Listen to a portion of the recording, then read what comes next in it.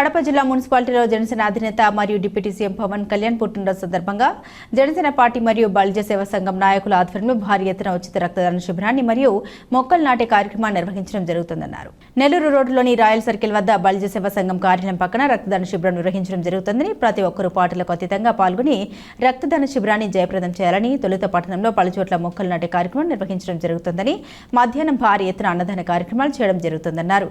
ఈ కార్యక్రమంలో ప్రతి ఒక్కరూ పాల్గొని జయప్రదం చేయాలని బలిజ సేవా సంఘం మరియు జనసేన పార్టీ నాయకులు పేర్కొంటున్నారు.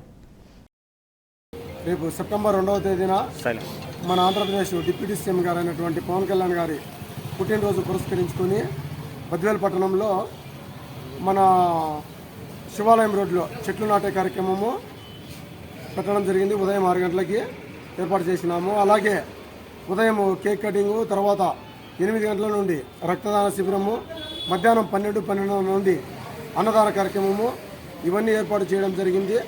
కావున ప్రతి ఒక్క జన సైనికుడు, అలాగే సమాజానికి ఉపయోగపడాలనుకునే ప్రతి ఒక్క వ్యక్తి రేపు వచ్చి రక్తదాన శిబిరంలో పాల్గొని ఈ కార్యక్రమాన్ని జయప్రదం చేయవలసిందిగా మనవి.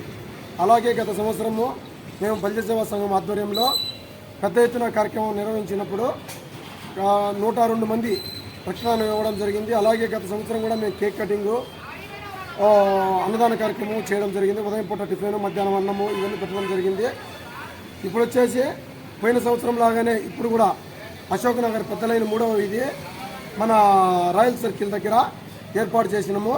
కావున ప్రతి ఒక్కరూ ఈ కార్యక్రమంలో పాల్గొని కార్యక్రమాన్ని జయప్రదం చేయవలసిందిగా మన డిప్యూటీ సీఎం పవన్ కళ్యాణ్ జన్మదిన పురస్కరించుకొని కడప జిల్లా బద్వేల్ పట్టణంలో సెప్టెంబర్ 2వ తేదీన కులాలకు అతీతంగా జన సైనికులు మరియు బలిజ సేవా సంఘం తరఫున పట్టణంలో భారీ క్లీన్ అండ్ గ్రీన్ కార్యక్రమము, రక్తదాన శిబిరము, అన్నదాన కార్యక్రమము, కొన్ని సేవా కార్యక్రమాలు విరివిగా అందరము ఐక్యంగా కలుసుకొని ఈ యొక్క సహకారానికి చాలామంది దాతలు కూడా పవన్ కళ్యాణ్ మీద అభిమానంతో సహకారాలు కూడా అందించినారు.